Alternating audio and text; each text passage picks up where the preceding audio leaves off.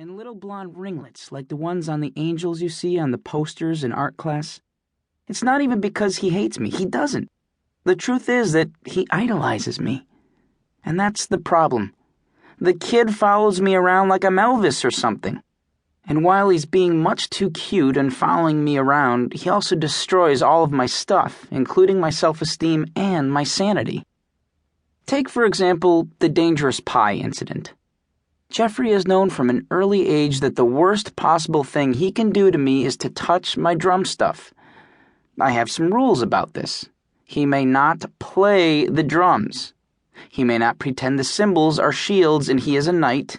He may not hide in the bass drum, and pretty much any Jeffrey 2 drumsticks contact is a massive no-no. But on one fateful afternoon last year, Jeffrey threw the rules out the window. On the tragic day, I came home, said hi to Mom, glugged down some milk, and headed down to the basement to practice. I was in a particularly good mood, I remember, because Renee Albert had told me in PM homeroom that she liked my shirt. As this was such a grand occasion, I decided to take the special sticks down from their sacred perch and use them for my practice pad warm-up. In case you didn't know this, a practice pad is a thick, dense, flat piece of rubber. Usually it's glued onto a piece of wood. You practice playing drums on it because it feels a lot like playing on a real drum head. Anyhow, the special sticks would be just an ordinary pair of my favorite sticks, Regal Tip 5As with nylon tips, except that they have been autographed by my all-time drum hero, Carter Beauford of the Dave Matthews Band. I once saved up all my babysitting money for a couple of months, got 2 tickets to a drum clinic Carter Beauford was giving an hour and a half away in Philadelphia, and begged my dad to take me for 2 weeks until he finally gave in. At the clinic, during what I like to think of as the 2 glorious minutes, Carter Beauford himself called me up front to demonstrate a double-stroke roll. After I did it, he said I had nice technique, and signed my sticks right there in front of a room full of drummers. So I had spent quite a bit of blood, toil, tears, and sweat in order to get the special sticks. But the special sticks weren't on their shelf. Jeffrey!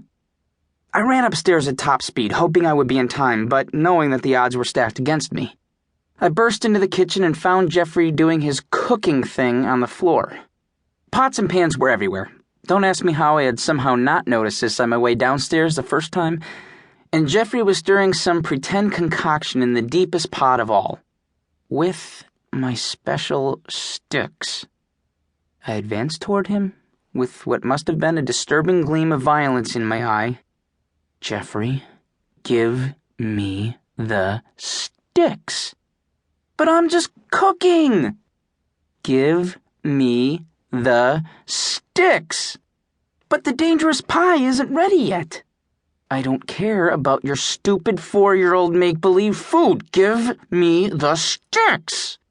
But this is real food. And it was. Jeffrey's dangerous pie was a zesty blend of coffee grounds, raw eggs and their smashed shells, Coke, uncooked bacon, and 3 Matchbox racing cars. The special sticks still smell funny. Or maybe I should tell you about the Please Kill Me Mom affair. This fiasco happened after my all-city high school jazz band concert last June.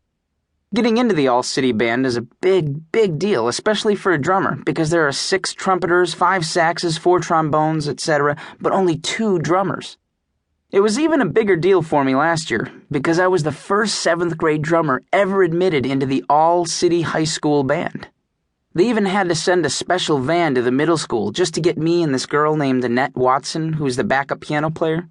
She's actually really good, but there's this 12th grade guy who's been the main pianist since he was a freshman, and he's not about to get booted by a middle school girl in his senior year. She's funny, and she may be the only kid in the middle school who cares about music the way I do, but she's also kinda weird. It's like she's figured out how to play Beethoven and Thelonious Monk, but hasn't quite mastered the art of being a girl yet. It's not easy being the youngest guy in the band, by the way.